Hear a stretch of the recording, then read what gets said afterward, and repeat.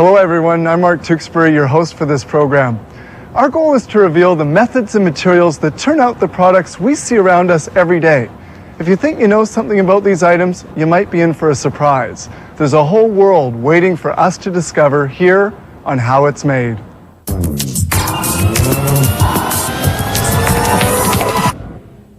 Why worry about light bulbs burning out when you've got spares? Well, today researchers are working on an eternal bulb made of gallium nitrate. It actually burns 5 times less energy than the incandescent bulb we've known since Thomas Edison's 1879 invention. I guess we're ripe for a change. On today's show, aluminum screw caps, chocolate, pills, and pasta.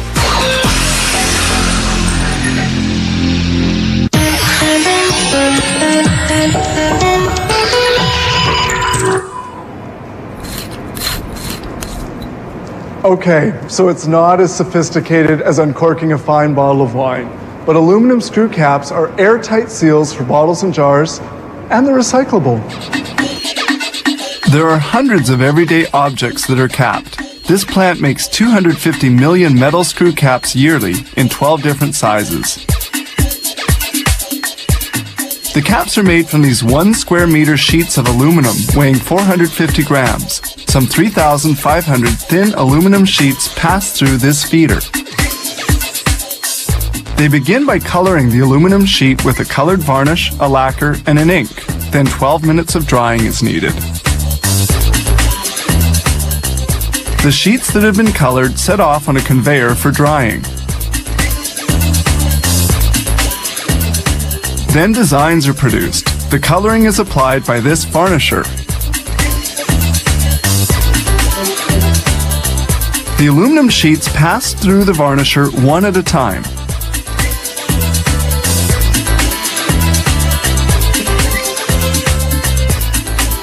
Here we see the sheet printed. Above are the colors used. They are highly colored inks that adhere well to metal.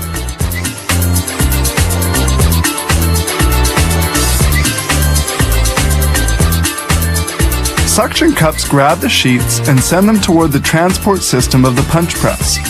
This press will give the caps the required shape. But the caps have to be machined in successive steps by molds such as this one. The punches first cut the caps. Over 500 caps a minute can be produced. The blades of the punches are made of carbide, a very hard metal that can cut tens of millions of caps. At the exit point of the punch press, the caps are formed but don't yet have the right dimension. This stretching press performs the last 2 cold forming steps so that the tube will have the required length. Now for the second stretching. This achieves the desired diameter. When the cap exits the press, it will finally have the desired dimension. At this point, the cap now has the required shape. The caps now have to be decorated to the client's requirements. The lateral imprint is made with this silk screen type decorator, which colors some 100 caps in 60 seconds.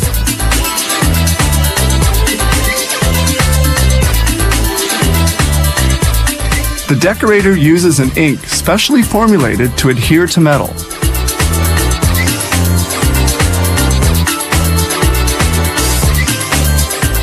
The caps will then dry in a warm air oven. The dried caps are ejected and fall into a container. This other flexographic type of decorator prints 155 caps a minute. Here we can clearly see the ink roller which imprints the side of the caps as they rotate against it in a steady stream.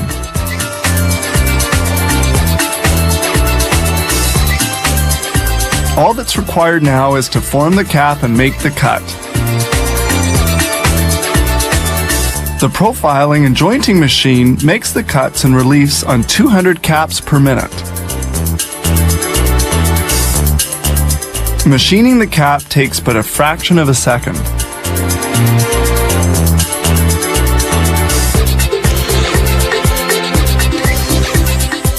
They sometimes have to assure the water tightness of a container such as a wine bottle.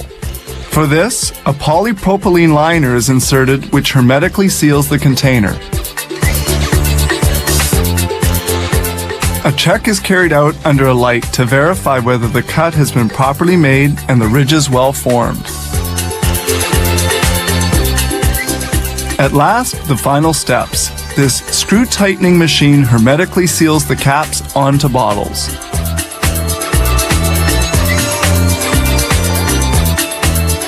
The 250 million screw caps made here each year call for the machining of 1,000 metric tons of aluminum.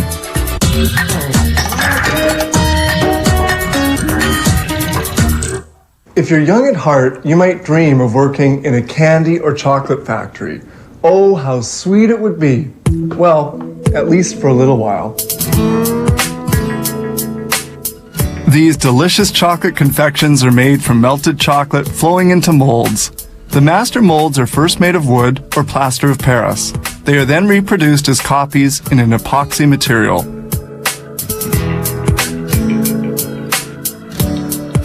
To allow them to become flexible and give them the desired shape, the sheets of epoxy are first heated to 177 degrees centigrade. The epoxy sheet is then placed onto the original molds.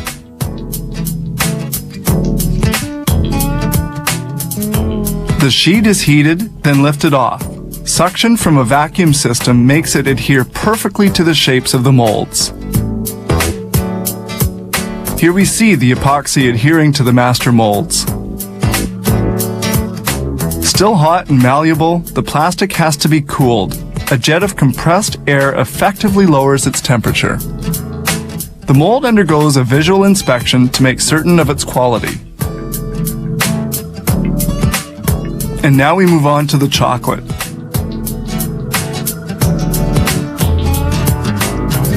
This melting unit, whose shell is fed by boiling water, is like a double boiler and melts 1,500 kilos of chocolate in 12 hours at 40 degrees centigrade. The ready-to-be-filled plastic molds are placed onto a conveyor. Filling is done automatically. Liquid chocolate runs directly into the molds. This particular machine produces 400 hearts a minute. The hearts are filled with a concoction of chocolate, cream, and coffee, which has been brewed for several minutes. It takes 20 minutes for the chocolate to set as the molds move along on this 9-level conveyor. Well hardened, the hearts arrive at the unmolding point. The molds are turned over and a rod lightly taps them on the bottom to allow the chocolates to fall out without being broken. Here the chocolates fall out onto a sheet. As soon as they've been emptied, the molds return to the starting point on the line to be newly filled.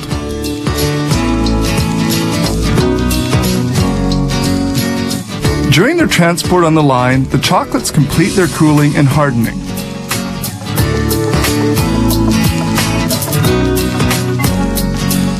Now they're going to be prepared for packaging. Packaging depends on customers' preferences. The chocolates can be sold in bulk or placed into boxes. Here, 185 hearts are put into each box. Like the pure chocolate, white chocolate comes in as slabs before melting. Milk chocolate is often delivered in the form of 3-centimeter pastilles. Some chocolates are hollow. They have to be molded in 2 halves. These chocolate bears need special decoration applied by hand before the pouring of liquid chocolate. This decoration is made of white chocolate to which a colorant is added. In just 1 hour, they will make 1,200 bears. They're made by joining 2 hollow chocolate halves.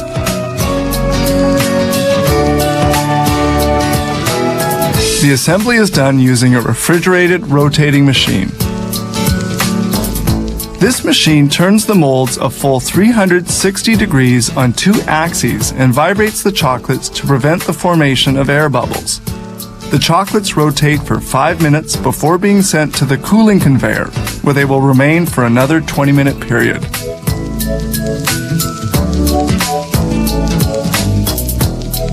And now they're ready.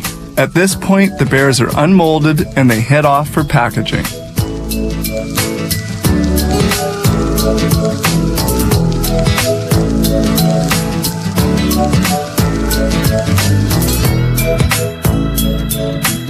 Each year, this company processes 500 tons of pure chocolate. Many thousands of products are made here using 400 different molds in a variety of sizes.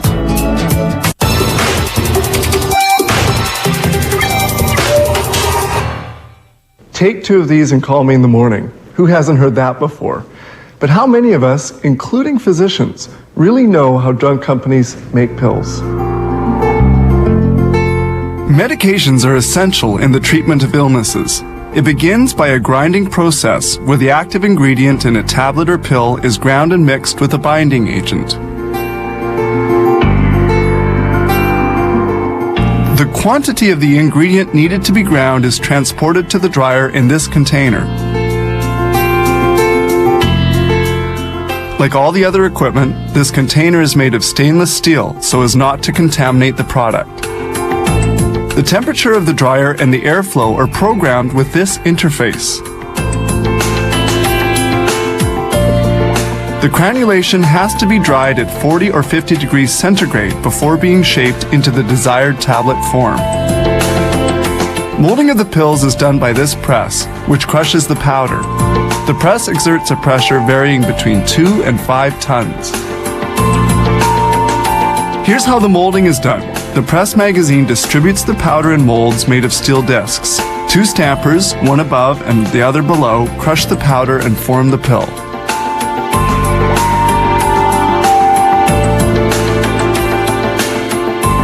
Here the press operates at full capacity. It can produce 5,000 pills per minute. Quality testing is carried out on 5 pills every 15 minutes. Their hardness is verified with this apparatus, in which jaws crush it with a force varying between 2 and 20 kilopascals. The pills must now be coated so that they won't crumble.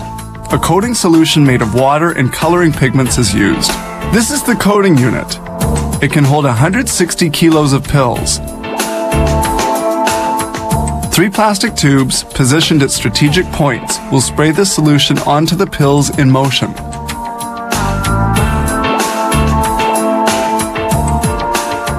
The quantity of dry pills to be coated is put into the unit.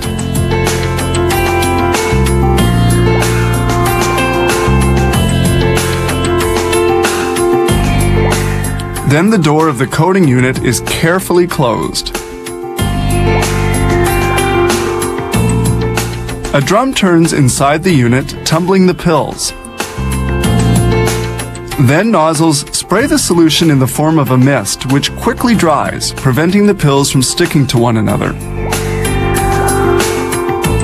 This spraying operation lasts 40 minutes. Here we can compare pills. On the left are those made only of powder, while on the right are the spray-coated ones. The finished pills move down a chute to enter a counter prior to filling bottles. They are lined up in grooves to make filling easier.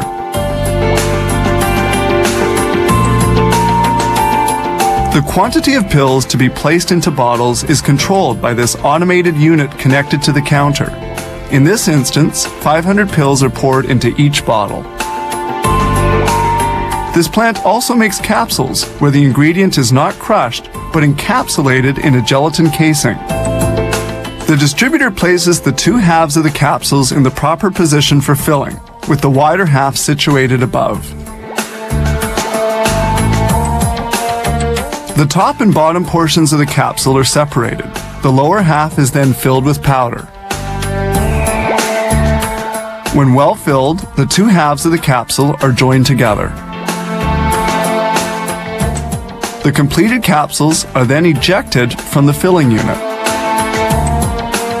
Then, via centrifugal force, they are positioned for the packaging process. The weight of each capsule is verified by this counter. Each capsule must have the precise weight.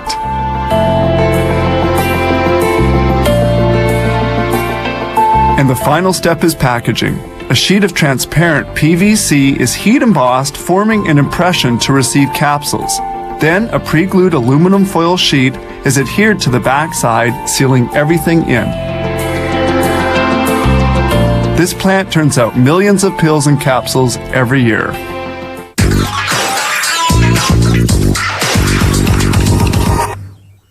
This is what Italian traveler Marco Polo brought back from China some 700 years ago.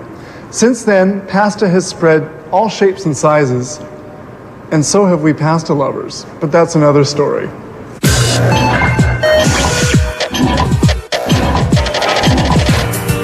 Who would have thought that pasta is actually Chinese in origin? When Marco Polo returned to Venice in 1295, after spending 24 years in the Far East, he brought back with him Chinese pasta noodles.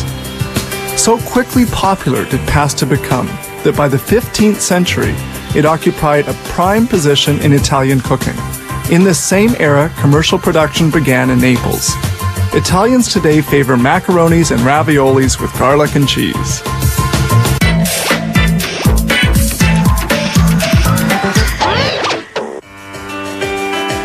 Pastas are generally made from semolina and water. These silos contain more than 30,000 kilos of semolina derived from durum wheat, a hard, amber-colored wheat. The semolina heads toward the high-speed premixer, where it will be vigorously mixed with water for 5 to 10 seconds. This machine can treat between 1 and 2 tons of semolina per hour. The dough is extracted from the premixer and falls into a first blade mixer, open to the air. Then the dough goes into this vacuum blade mixer. The mix is now ready to go through the brass molds. Here's a spaghetti mold and a mold for mafalda, very narrow lasagna. And here are molds used to make lined shells and stars for soups, as well as cresta di gallo. The dough is injected into the mold under pressure. This rotating blade machine cuts some 12,000 rotinis per minute. That's 720,000 per hour. With the dough being still quite fresh, the rotinis are soft. They will dry somewhat on this plate. Now we move to the lasagnas. The dough goes through this brass mold, and the strips of fresh dough, 107 centimeters long, are placed on these sticks to dry at 65 degrees centigrade. They dry vertically so as to retain their nice flat shape.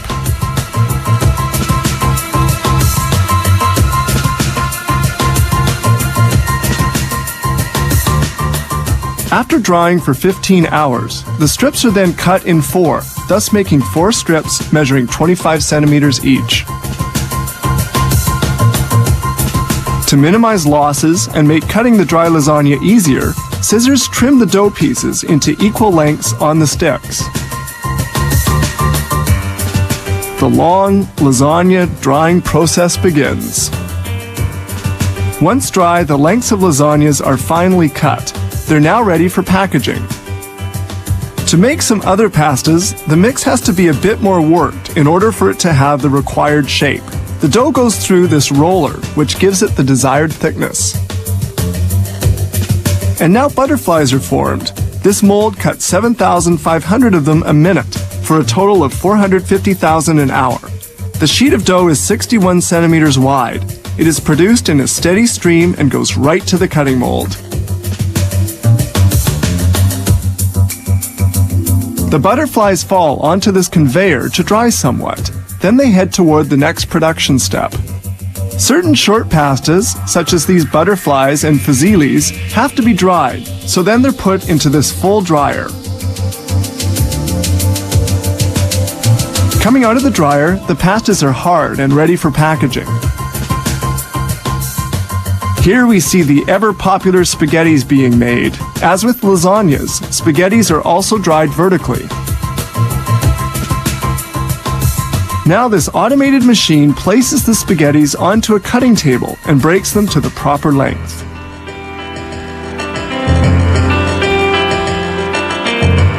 The spaghettis are now ready for packaging. Exact quantities to be bagged are determined by computer.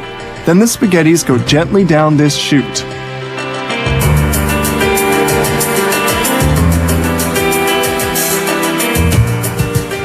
The amount of spaghetti going into each bag is transported and emptied out by this moving container. To make filling easier, the spaghettis are properly positioned by this chute. In just 1 minute, this machine can package 10 4-kilo bags. Whenever needed, it can handle up to 60 bags a minute.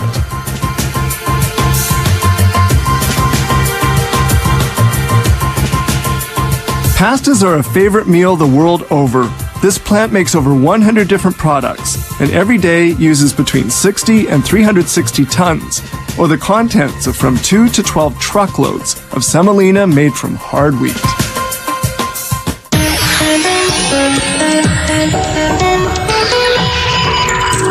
I hope you enjoyed our show today. We wanted to show you the behind the scenes of the world of manufacturing. I'm Mark Tewksbury. See you next time on How It's Made.